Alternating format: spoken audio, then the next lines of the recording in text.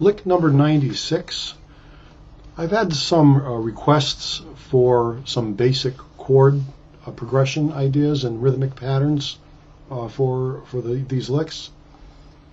So for lick number 96 and for a few after this, I'll and maybe 4 or 5 of them I'll do before I get on to some more lead licks. We're going to do some chord progression ideas, and basically it's going to some of them will be just 1 4 5 1 type progressions.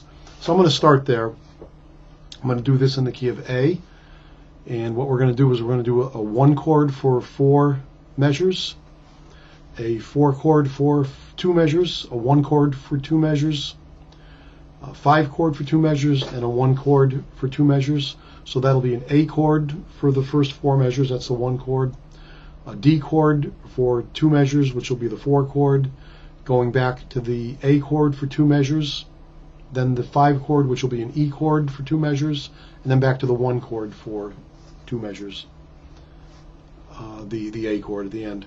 So it's going to sound like this. I'm just going to use a basic power chord, and to do the power chord, basically a power chord is using the root and the fifth of a given tone, or the root and fifth of a chord.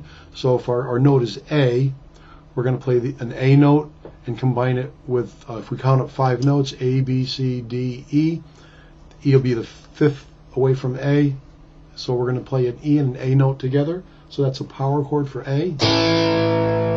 That's that there. So I'm playing the open 5th string and the first finger on the 2nd fret of the 4th string. That's our basic power chord.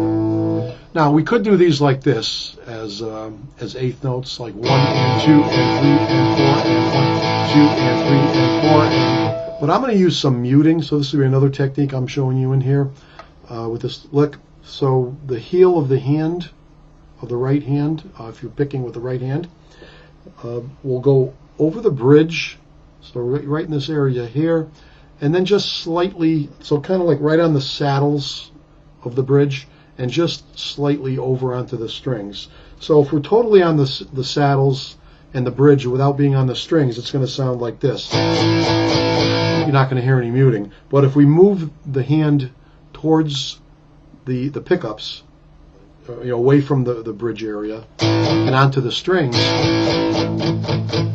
we get a muting effect. And again, it's this part of my hand, that the heel of the hand, that's touching the strings in that area, just slightly. If you push too hard, it gets too muted. Sometimes you might want that sound, but typically we're just going to do a very light mute just to cover up some of the ringiness of the strings.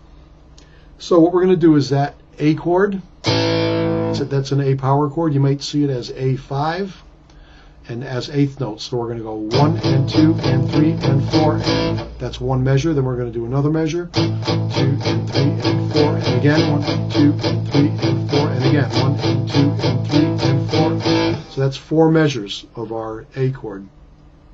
Then we're going to take the first finger from the 2nd fret of the 4th string and move it to the 2nd fret of the 3rd string. That'll be the 5th for the D chord, and then we're going to play the open 4th string with this. So we're going to be doing a D power chord, or a D5 chord, for 2 measures. So this will be 1 and 2 and 3 and 4, 1 and 2 and 3 and 4, then back to the 1 chord for 2 measures, 1 and 2 and 3 and 4, and 1 and 2 and 3 and 4. Now we're going to do a 5 chord. One of the reasons I chose A is because we don't have to move up to a different position to do anything. We can just stay all within, just keeping the first finger on the 2nd fret to do all of this. So now we're going to jump down with the first finger to the 2nd fret of the 5th string, and that'll be the 5th of the E chord, and then you're going to play the open E, which is the root, with it. So we're going to get that for 2 measures. So 1 and 2 and 3 and 4, and 1 and 2 and 3 and 4, and then back to the 1 chord. So open A string, open 5th string there, and first finger, 2nd fret of the 4th string. Now just showing you a little bit of variation of the muting effects you can get. I can do this like this, which is almost no muting. And if I go on the strings a little bit more, you'll get that kind of sound.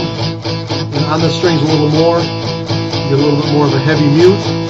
Now if I back that to a lighter mute, another way to affect the mute is to push into the string, so more pressure against the guitar with that heel of the hand there.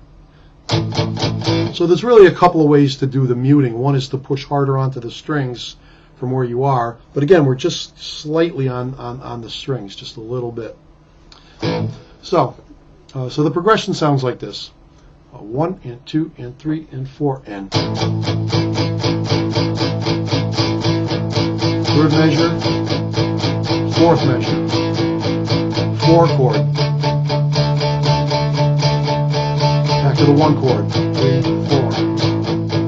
The 5 chord for 2 measures, 2 and 3 and 4, and 2 and 3 and 4, and the 1 chord for 2 measures.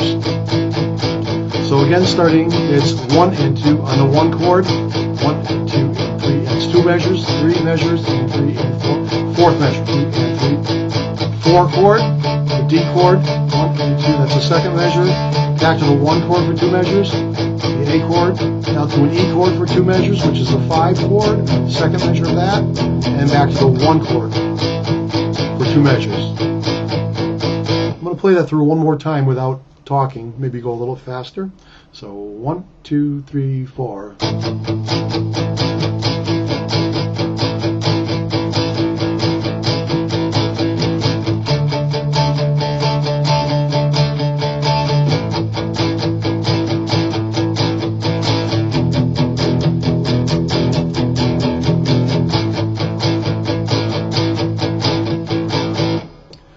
One little trick I want to mention is oftentimes when we change a chord, when we're playing eighth notes, we'll actually lift on the last eighth note to get to the next chord. So in other words, if I'm doing one measure from the 1 chord, 1 and 2 and 3 and 4 and, that last and there, I might lift and go to the 4 chord. So you'll get this sound, 1 and 2 and 3 and 4. So you barely pick up on it with your ear.